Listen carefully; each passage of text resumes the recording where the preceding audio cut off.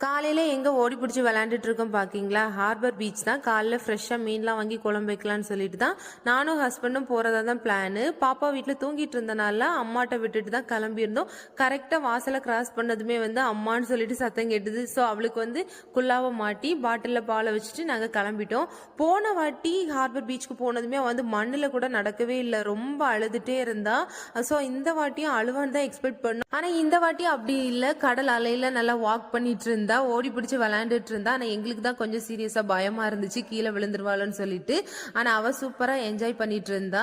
ஏலத்துக்கு 1/2 முன்னாடியே போனனால கொஞ்சம் டைம் ஸ்பெண்ட் பண்றதுக்கு நேரம் கிடைச்சது.